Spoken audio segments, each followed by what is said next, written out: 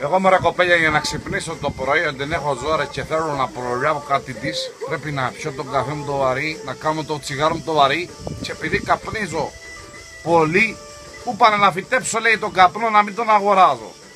Και φύτεψε τον καπνό και ένα θέμα με και έχει βγάλει μηδεσπόρο.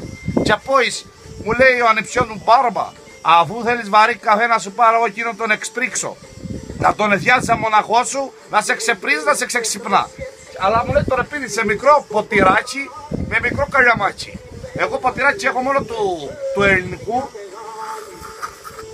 Και από ίσα χρηστεύω το καλιαμάκι. Ποτηράκι του ελληνικού και με περισσεύει το πιάτο. Και ήταν να το κάνω, σκέφτηκα με το πονηρό μυαλό μου το τετράγωνο ότι δεν γίνεται να μην δουλεύει το πιατάκι. Αυτά όρασα. Τέλος πάντων. Τραβώ μεγάλο ζόρι να ξυπνήσω και ειδικά σήμερα διότι έχω ζόρι. Πρέπει να φύγω